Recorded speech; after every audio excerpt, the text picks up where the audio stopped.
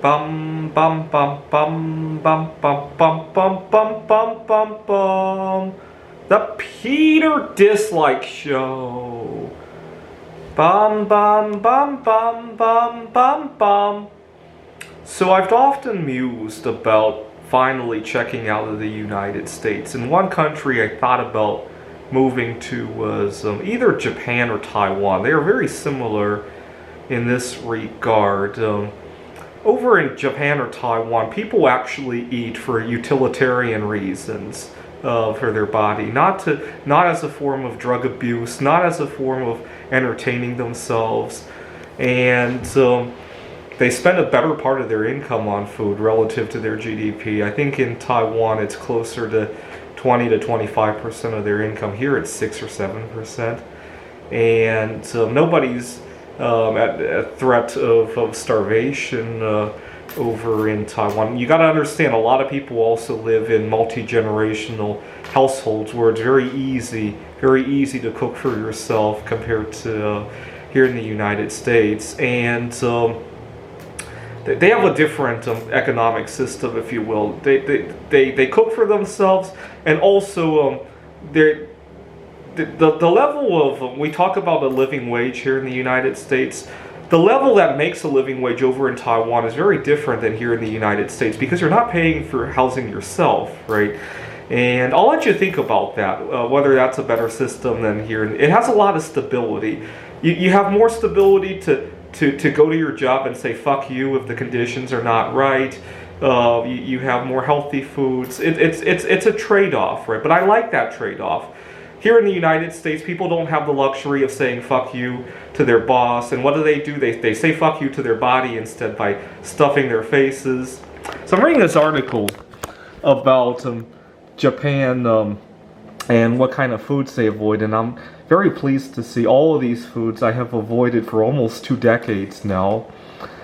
So hot dogs are full of a preservative called sodium nitrite, which when in your body becomes a cancer-causing agent, nitrosamine, and it's actually given to lab animals to induce cancer, and we eat it voluntarily, right? As much as we talk about all the other cancer-causing problems in our society, right now as I speak, we have wildfires, we have a heat wave here in the Phoenix area, but we worry about that before we worry about what we even put into our bodies. That's the crazy part of it.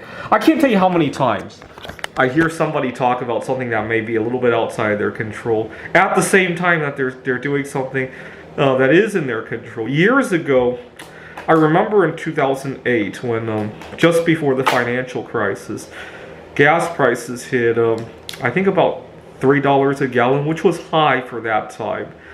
And people would go to the gas station, complain, and then they would walk out of the gas station with soda, a pack of cigarettes, and not to mention, after they put the gas in their car, they would race 70 miles an hour on the highway. They would go to a Walmart and idle their car. I remember thinking, gee, how about we do something about all those other things? And then we come back to the complaining about gas prices, right? And also, a lot of places around the world have been paying $3 a gallon for gas all along, right? And this is our first time paying it, and we're already complaining. And at the same time we're complaining, we're doing all these other things. I distinctly remember thinking that. That was 15 years ago. And had I known that 15 years later we would still behave the same way, I don't know what I would have thought at the time. After hot dogs, we have similarly fast food hamburgers. May not be so bad as the hot dogs, because at least they don't have the sodium nitrite preservative. I don't think they have trans fat anymore, by the way. But whatever the situation is, don't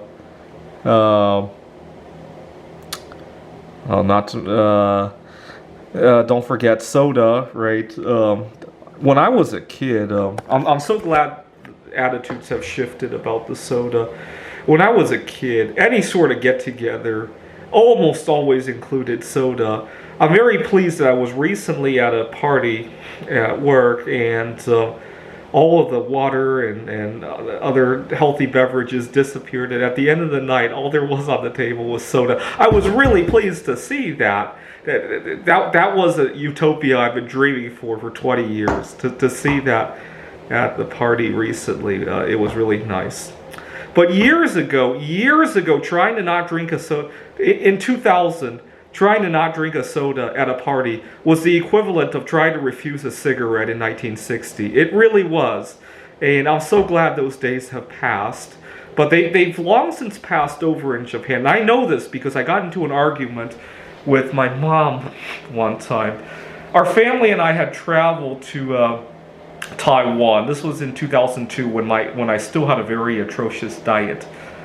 And I insisted on going to Burger King. And my family was very upset. My grandpa was ill at the time, and we were spending time with him. The last thing they wanted to do was to just go halfway around the world just to sit at a Burger King. And also, my mom was very upset that with all this wonderful food in Taiwan, I was insisting on looking for soda. Finally, my mom relented and bought. You gotta understand, Taiwan, soda doesn't come in these giant 2-liter containers. It might have been 1 liter of soda. And within a couple hours, I guzzled the whole thing. My mom was so upset.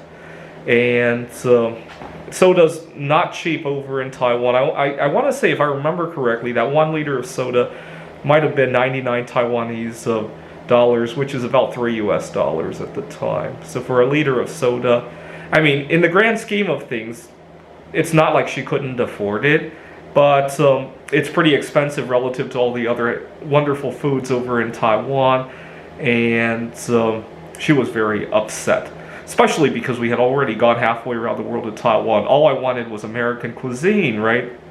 Very upset about that, and that's the kind of utopia I now wish for in the United. At the time, I was arguing with my mom. Now I actually want that kind of lifestyle, right? Sugary breakfast cereal. I've never been a fan of that.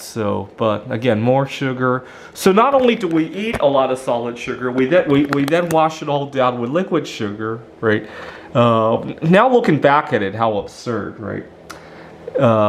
Cream cheese. I've never been a fan of that. Okay, more sugar. But this past year, 2023. I kind of had a little bit of a backsliding with my eating disorder. I didn't go back to sugar or trans fat or anything like that, but I had a little bit of a problem this past year because of my work commitments. A lot of time I don't give myself enough time to eat, and I've been practicing taking smaller bites, and I find I cannot go out in public anymore because even at Whole Foods, which you would think would be the healthiest place to witness people eating, I see people taking big bites out of their food, stuffing their faces, almost choking, right? At the Whole Foods cafeteria. I wonder if the people working at the cafeteria at Whole Foods are trained with dealing with the Heimlich maneuver. It almost feels like you could have to do that one day to one of the diners over there. Just the way that they're eating, right? I almost choked one time when I was working at a tech giant. And a coworker had to do the Heimlich on me, so that's why I bring that up. But I find that I have to limit my time there because witnessing all of that is not giving me a good attitude about food. And then these people, you got to understand, the people at the Whole Foods are probably the least likely to do that, and you're still witnessing it, right? Imagine what it looks like inside of a Burger King, right? And yet, we call that starving here in the United States. Other places around the world, they actually recognize what it is, right? It's a privilege to do all of that. We have affluenza here in the United States, right? And we have the audacity to think that we're starving. Now, don't you dare try to talk to these people. Hey, you're not starving. You know, maybe you have to change your idea of food. Oh my God, they will scream at you. Now, what's another group of people who will scream at you at the discussion that maybe you should use less? Drug addicts, right? Thought I would point that out. Now, I genuinely believe that most humans are capable of living to be 200 or 300 years old, and here's why. So I quit drinking soda 20 years. In fact, this September it will be 20 years. And in 20 years' time, I don't think I've aged very much. And the reason for that is I now teach at a community college. A lot of students think I'm a student there, right? I taught at another college, and I had a lot of problems with students having inappropriate feelings for me. Gotta understand, in Seattle, you got a lot of homosexuals as well, and it caused me a lot of grief over there. It caused me grief at the moment that the student has the inappropriate feeling for me, but at the same time, it makes me realize I'm doing something right with my body. And so in 20 years' time, the age of people that I'm attracting hasn't changed very much. Now looking back at it, right? All right. Live to be 200. Invest your money well. You'll have a fortune if you do that. And more importantly, when you see the prices of all these foods rise, you could laugh at it. This is the Peter Dislike Show. Bum bum bum bum bum bum bum bum bum bum bum bum. The Peter Dislike Show. Bum bum bum bum bum bum bum.